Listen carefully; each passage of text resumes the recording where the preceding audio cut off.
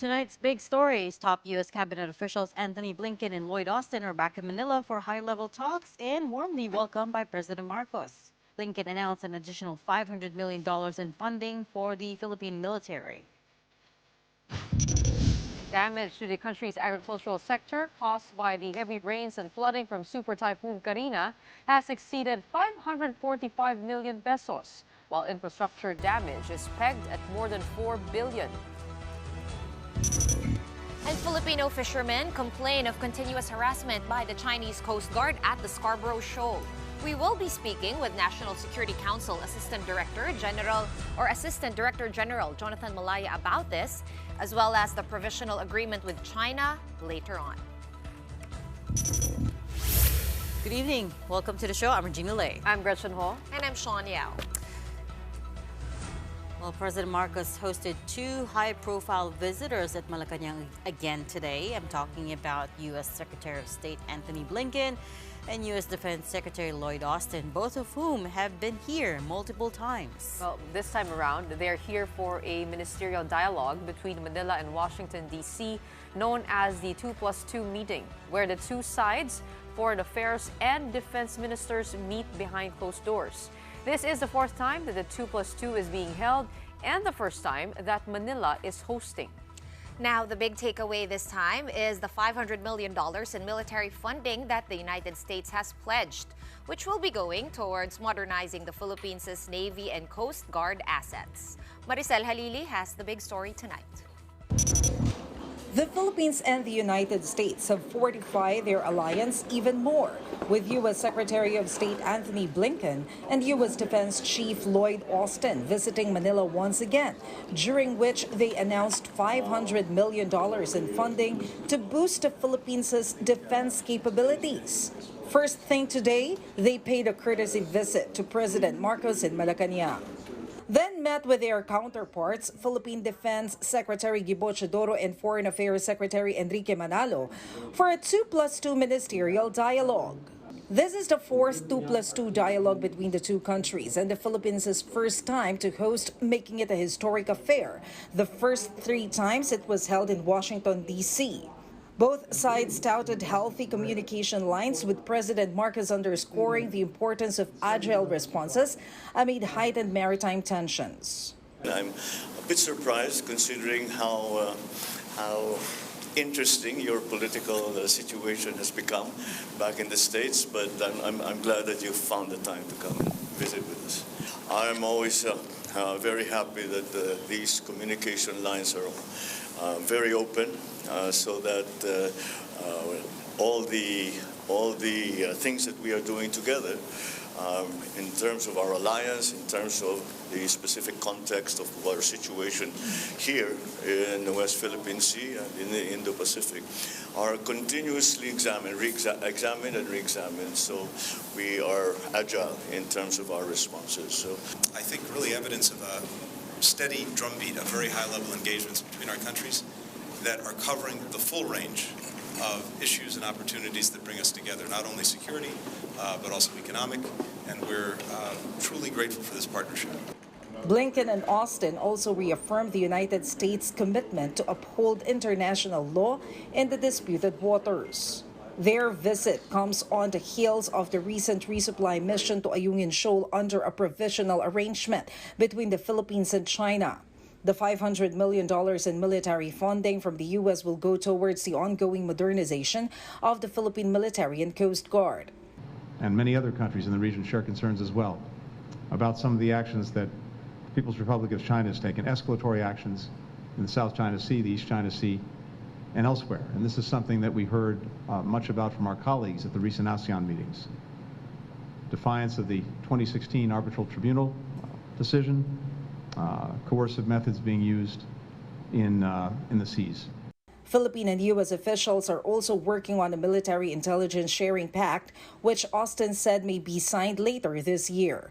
Austin also assured the Philippines that bilateral ties will remain strong regardless of the outcome of the U.S. presidential elections in November.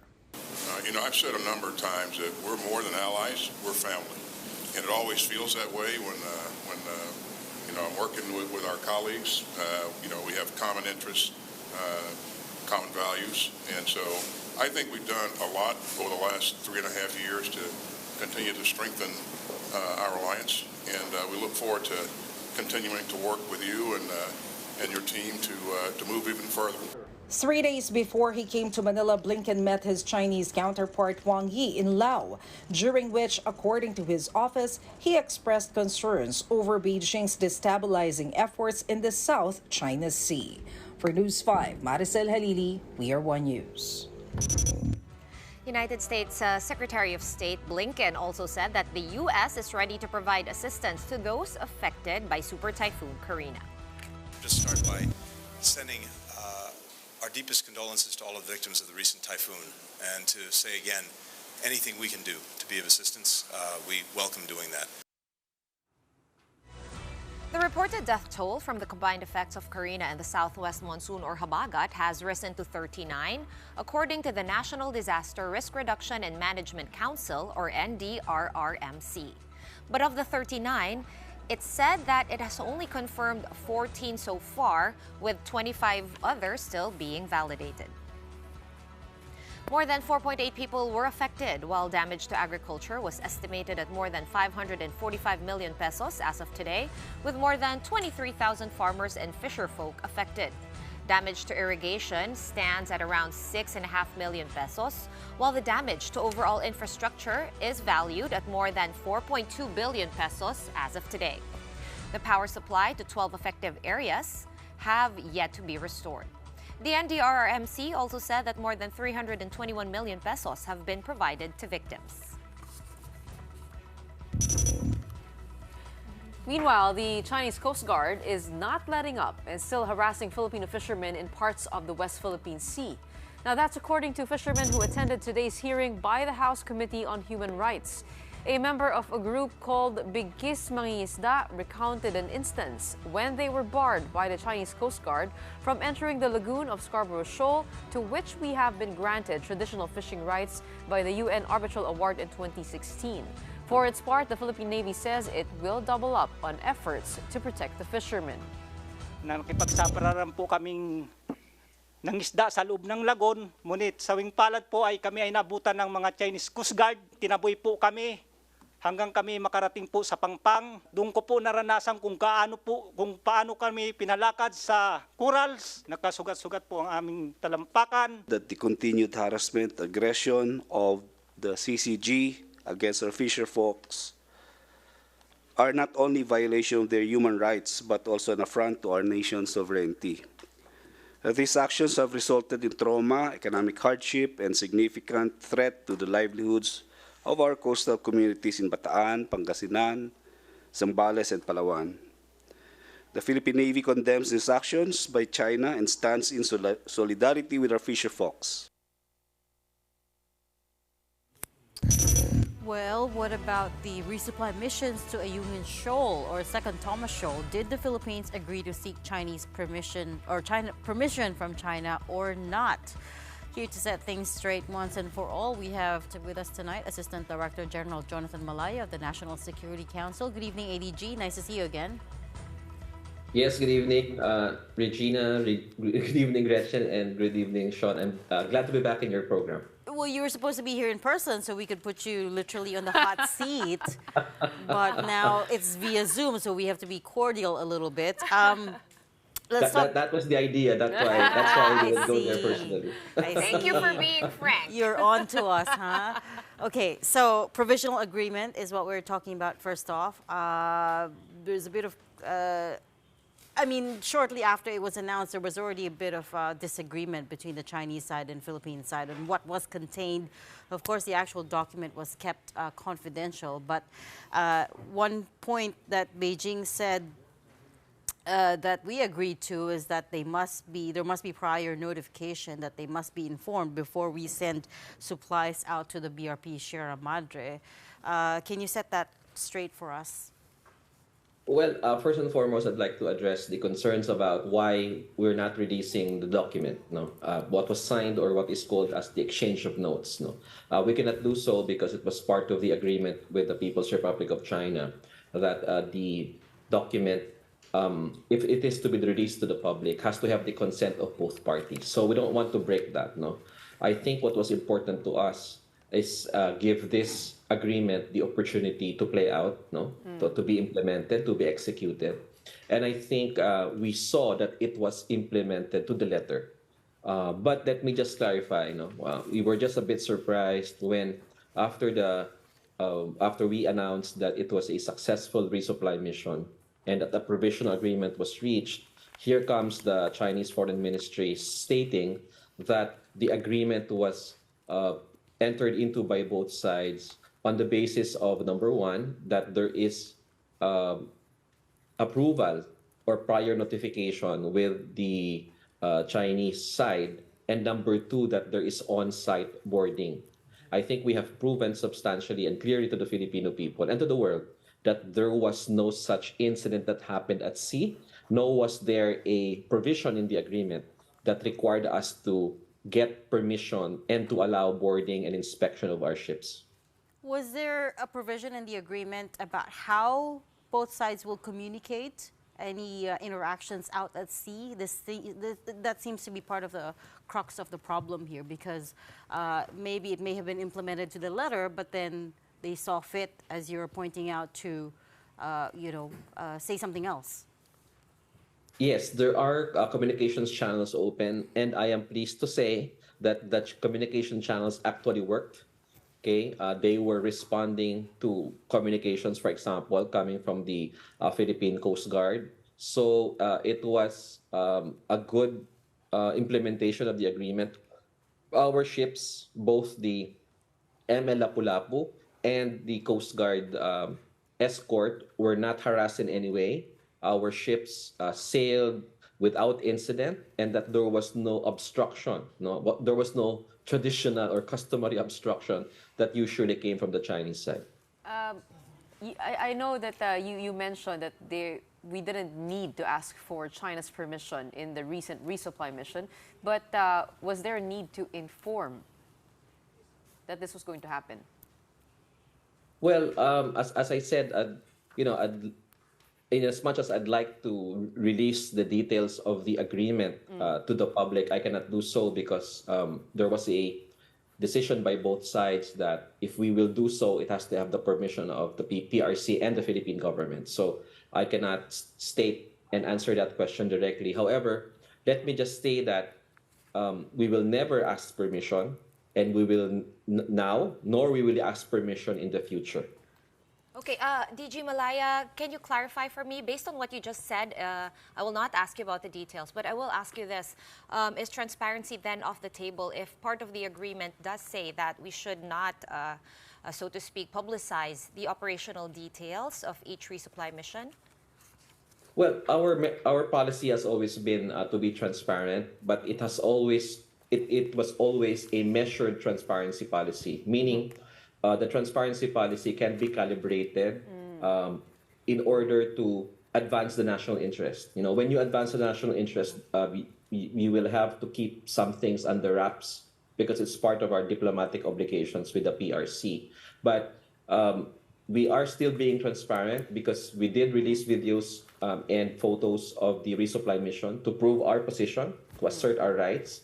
And we also exposed and publicized the number of ships, how many Chinese Coast Guard vessels were there, how many Chinese Maritime militia, and the people can see, the international community can see that there was a dramatic decrease in the number of Chinese Coast Guard vessels. So yes, transparency is still part of the policy of the National Task Force West Philippines. I believe the video revealed 4 Chinese Coast Guard vessels, 3 PLA Navy ships, 2 Chinese Maritime militia at a distance from the BRP Sierra Madre. ADG, can you tell us if China's satellites can actually zoom in and see what's happening inside the BRP Sierra Madre? Is that possible? I don't think so. I think we have sufficient cover for the BRP Sierra Madre, so I don't think there's a technology available anywhere in the world where they will be able to find out what's happening inside the BRP Sierra Madre. That we know of. Pero sa taas. Oh. Baka pwede. From underwater is what you're suggesting? I was actually gonna ask ADG Malaya if allowed pa rin ba yung provisions in terms of minor repairs to the BRP Sierra Madre, or is that also off the table in terms of the resupply mission, or perhaps even to talk about tonight? Well, it is the policy of the government to keep BRP Sierra Madre in operating condition. And what was agreed upon between both parties was the manner of resupply and reprovisioning. Okay. As to whether we can undertake minor repairs, that wasn't part of the discussion.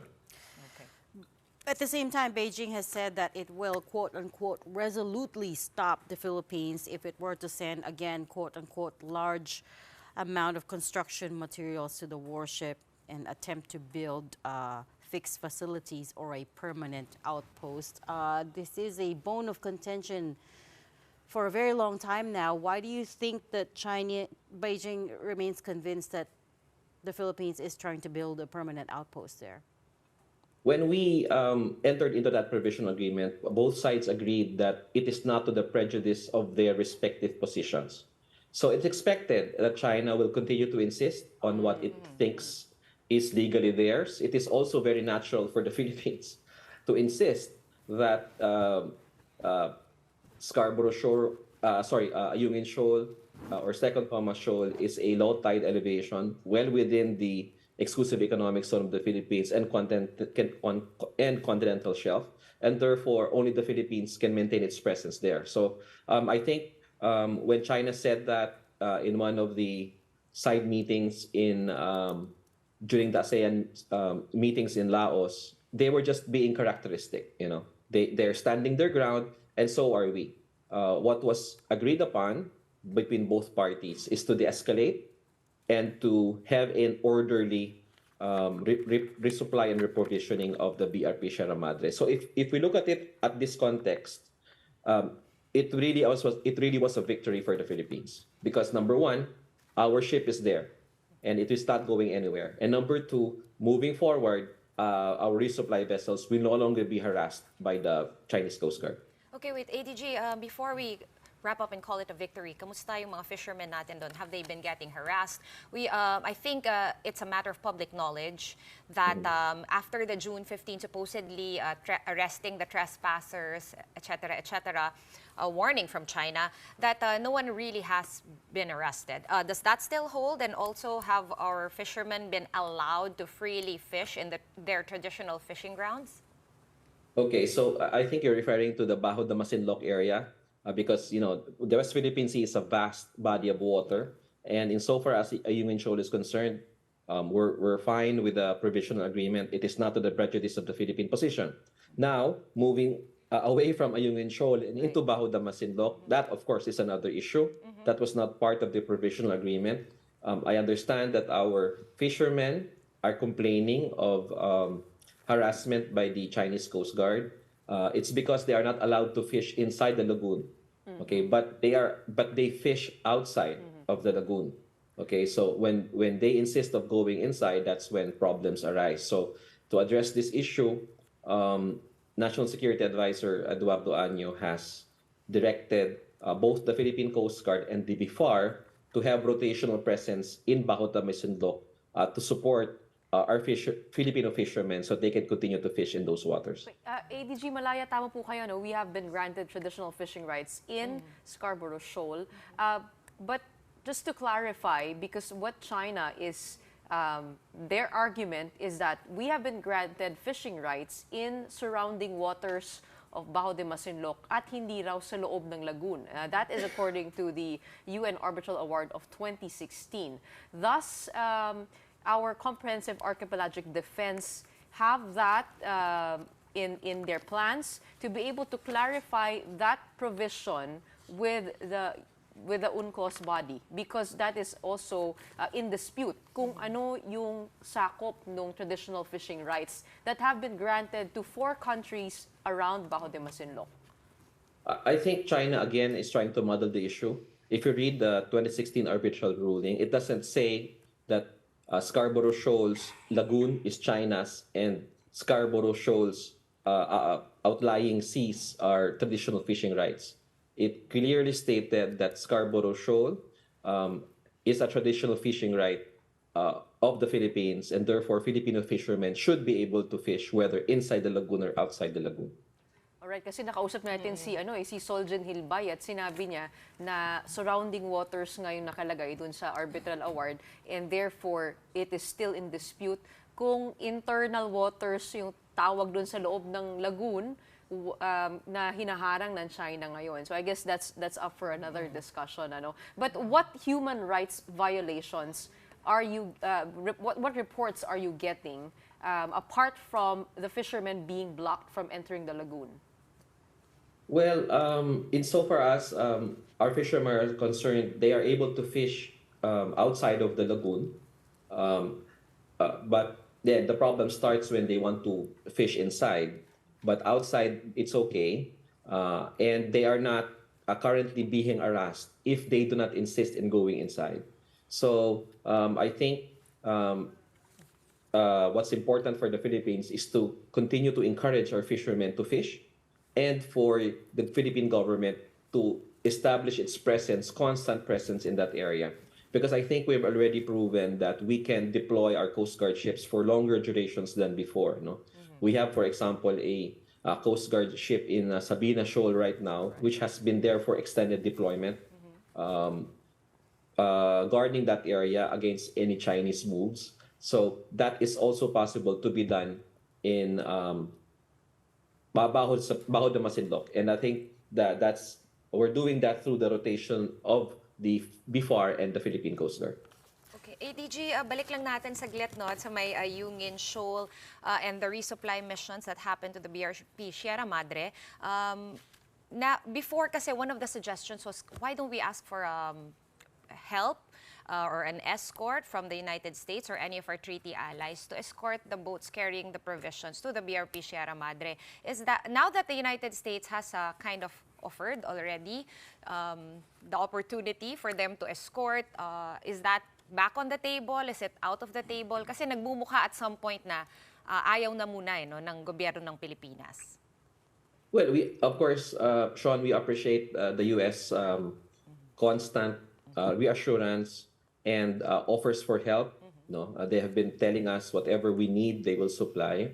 However, for this specific instance, we'd rather handle this issue on a bilateral basis with the PRC. I think it is clear to everyone that the diplomatic and peaceful engagement with China has borne fruit, at least during this first iteration. We hope that China continues to fulfill its obligations, and moving forward, maybe 2 months or 3 months from now when we do our resupply mission again, that they will continue to adhere to the provisions of the Provisional Agreement. So far, since we are able to handle this issue well, and moving forward, we don't expect any untoward incidents in our future resupply missions, I think we're content with what we have achieved, and while at the same time continuing to express our appreciation for the United States' offer of help. When is the next resupply mission, ADG? We expect it to be maybe the next 2 months or 3 months. Okay. That feels a bit far away. Yeah, it's a bit Is there any reason for that?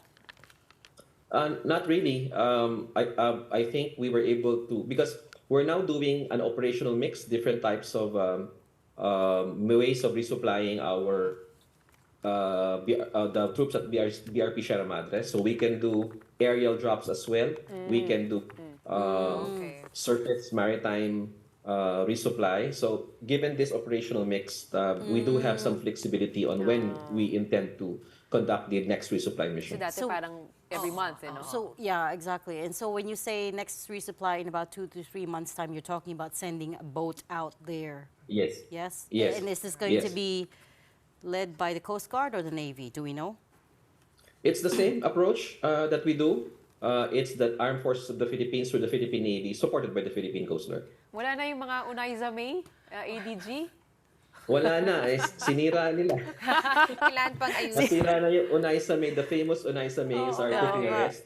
So what we're using now is the ML Lapu-Lapu, and mas maganda naman siya, no? Natuwa nga yung mga tao, nakita nila medyo malaki naman siya, and hindi na siya gawa sa kahoy, mas sturdy siya, at ngayong mas sturdy na siya, wala naman na tayong harassment. But you know, we always thought that it was being used because it is a civilian boat, and that using a Navy vessel would be somehow an escalation And on our it would part. So hindi triggers ganon. there's different rules around deployment of Philippine Navy boats, right? Yes, so ML Lapu-Lapu is a civilian boat. Okay. Okay. It's still a civilian boat, manned by organized, but the mission is organized by the AFP and supported by the Philippine Coast Guard. Okay, one last clarification. Sorry, Reg. You said operational mix, so may mga bangka, may mga airdrop. Lahat ba yun kailangan i-inform yung China ADG or yung sa bangka lang? As far as I understand, as I said, wala naman tayong permission na hinihingi, no? FYI pero lang. doon sa airdrop, we never we never inform or notify the PRC. Okay. This provisional agreement with China, how long is it in place for? It's open-ended, but it's subject to review by both parties.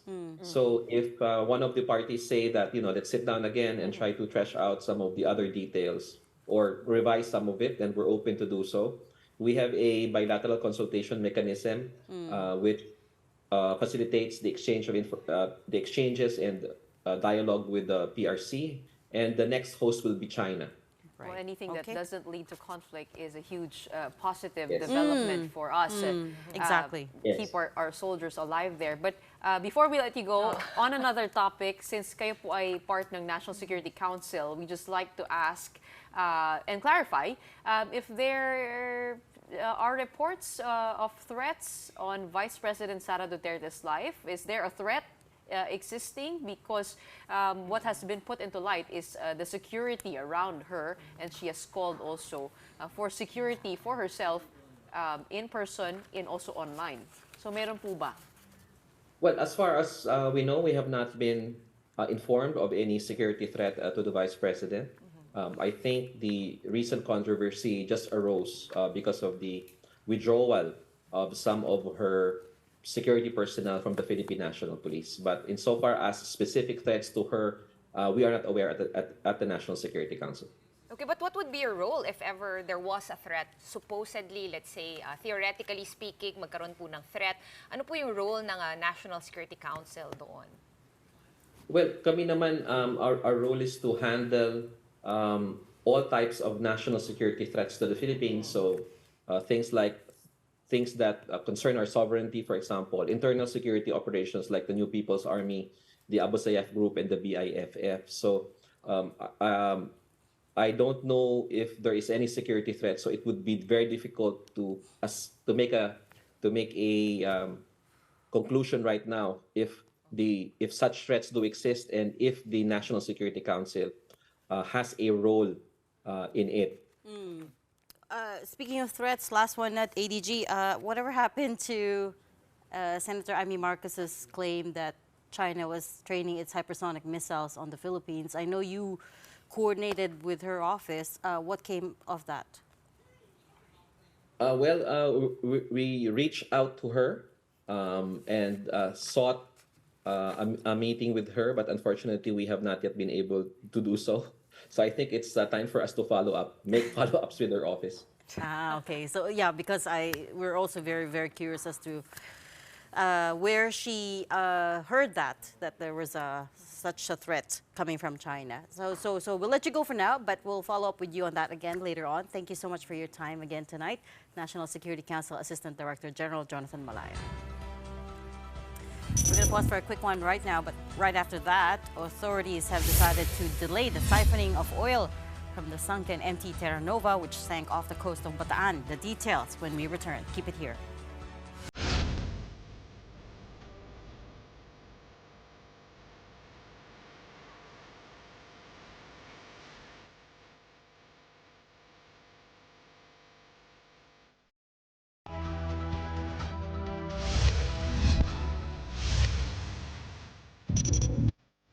Welcome back. You're still watching this story here on One News. The operation to siphon industrial fuel oil from the sunken tanker MT Terra Nova has yet to begin as authorities scramble to close off all the leaking valves in the ship. Mon Gualvez has the details. This exclusive footage of Ground Zero where the MT Terra Nova sank in Limay, Bataan is only about 7 kilometers away from the shore. Traces of oil can still be seen. Oil spill booms have been deployed to prevent the oil from spreading further. The provincial government of Bataan has since inspected the area.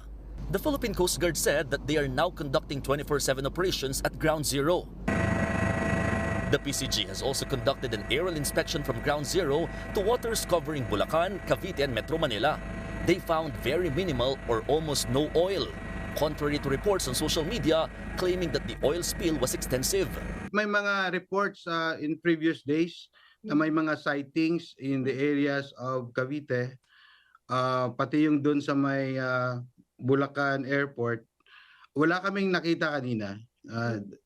Clear yung coastline doon. Walang nakitang any signs of oil spill except for very, very thin na packets.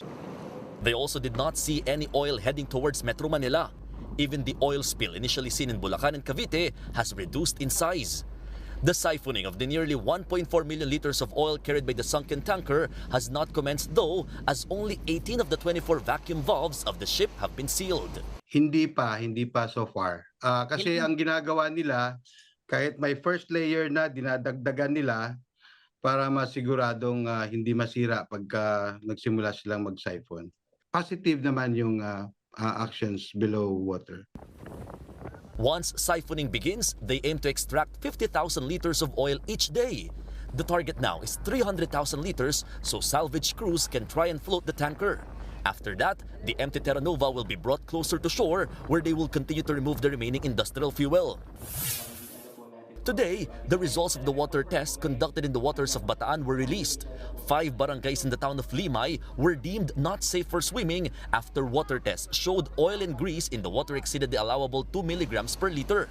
4 barangays also failed the water test for fishing, exceeded the allowable 3 milligrams per liter. Barangay Lamao reached 30 milligrams per liter, which is 10 times the allowable limit. A fishing ban had already been declared in Limay. The provincial and local governments have promised to focus on distributing food packs and cash assistance. In addition to the oil spill, fishermen have also been affected by the red tide and super Typhoon Carina. Authorities are coordinating with the owner of the sunken tanker, who is said to have complete documentation. For News 5, Mon Gualvez, we are One News. All right, let's shift over back to politics. Vice President Sara Duterte thanked all Duterte allied senators and all those who responded to Senator Bato de la Rosa's call for volunteers to beef up her security team. The Vice President said, "Nagpapasalamat ako kay Senador de la Rosa, Senador Go at Senador Padilla, mga AFP at PNP personnel, sa mga kababaihan at lahat ng ordinaryong mamamayan sa inyong pagtugon sa panawagan ni Senator Bato na voluntaryong pagtulong para sa aking seguridad." The Vice President went on to say, "Huwag kayong mag-alala sa akin. Ang pagtatrabaho sa pamahalaan ay pag-alay ng buhay para sa bayan. Isa lang ang hiling ko sa inyo, ang kaligtasan ng aking pamilya." Senator Amy Marcos also came to her defense, saying that Vice President Sara Duterte should have her security detail back ASAP. She is the second highest elected official in the country whose safety must never be compromised. And over in the lower house, one lawmaker believes that the issue might just be a diversionary tactic. Wala namang pamumulitika ako nakikita, but baka mamaya dinadivert lang po niya yung issue dahil naalala po ninyo, siya po ay sumagot dito nung nagpumutok po yung issue na siya po ay nagpunta sa Germany sa kasagsagan po ng bagyo. So tingin ko dinadivert lamang po nila yung issue na sa tingin ko dapat hindi naman po dapat lahat pinupulaan natin ng politika. Attorney Barry Gutierrez, who was spokesperson to former Vice President Leni Robredo, also thinks that VP Sara still enjoys enough security as compared to her predecessor. Ngayon, si VP Sara, nagreklamo at ginawang malaking issue na yung tinanggalan siya ng 75. Pero pag tinanggal mo yung 75 sa 433, mahigit 350 pa rin yun eh. Di ba? Mahigit three times yung pinakamalaki ng security detail ni VP Lenny. Kami, never kami nagreklamo sa 6 na taon na binawasan, tinanggalan ng personnel. Kasi di ba, talagang hindi naman namin iniisip na kailangan niya ng ganong kadaming tao. I think the question here is why, right? Bakit ba tinanggal? And perhaps people not buying the official reason. General Marbil said they needed to be reassigned where they're more needed. Yes. Where that is, I'm not sure. Yun nga. So It's that's the question mark. official line, right? But again, let's not forget about the mass firing of police.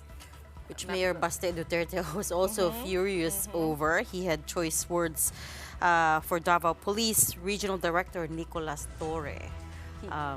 He threatened basically to slap him over his assessment of Davao City's peace and order situation. But you know what? Let's not listen to me say it. Let's listen to Mayor Baste. About sa diri nga nasa preconceived kana lang very unfair ba preconceived narrative sa nakita niya kuno nga datos aning atong lugar without even comparing it to anywhere else in the Philippines.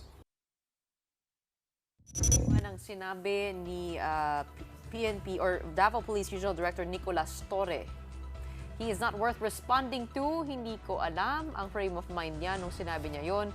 Professional akong police, but let me make this clear. To threaten is one thing, but to actually do it is an entirely different thing. Mukhang naghahamon.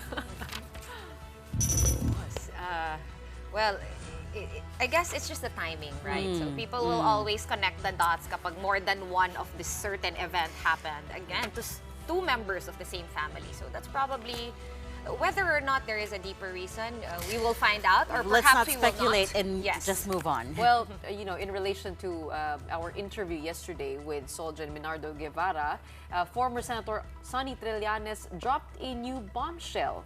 He said that the so-called suspects in the International Criminal Court's drug war probe are now on the Interpol list. Now, on Storycon this afternoon, Trillanes alleged that the names of 5 police generals, including former PNP chiefs Bato de la Rosa and Oscar Albayalde, have been flagged with the International Criminal Police Organization. He also says they will be allowed to file counter-affidavits. Ito pong sulat ng ICC is basically a summons, panapag na mag-submit sila ng counter-affidavit, ika nga. Yung right to due process, binibigyan kayo ng opportunity na mag-cooperate. Ngayon, if they choose not to cooperate, therefore, yung evidence against them would hold. There is no confirmation from the Interpol nor from the Philippine government about Trillanes' claim. In the same interview, Trillanes also accused Solicitor General Minardo Guevara of softening the message of the ICC as conveyed to the Marcos administration early this month. Soljan Guevara told The Big Story last night that the ICC has requested for help from the Philippine government to facilitate the interviews of these people. Guevara did not identify who they are, but said the Marcos administration will not get involved, but will also not get in the way of any ICC action at this point. Let's listen in. We don't have that soundbite, but yes, that's what he talked to us at length about last night. And also this morning, he gave a follow-up. He spoke to other reporters and confirmed the very same things he told us last night, which is that they're not going to stand in the way, but they're also not going to assist. Well, basically, he confirmed also the ICC document released by the former Senator Trillanes. That's right. At sinabi nga niya na there is a request to interview to get the other side, to get a clearer, bigger from the picture. accused. Yeah, on the accused. Pero sinasabi ni Senator Trillanes that this is not actually an interview. It is a summons for them to give their counter-affidavit. Interview sounds very benign. It I does. guess. Someone sounds but he is a more Solicitor General, and of course he represents the Philippine government. And he stands by what the president said when they say that the ICC has no jurisdiction because so they will pulled out not of assist, they will not help, but they will also not get in the way. I suppose Solicitor General Guevara is also kind of in a very unique position albeit that he was the Justice Secretary Under former Duterte. President Oo nga. Duterte.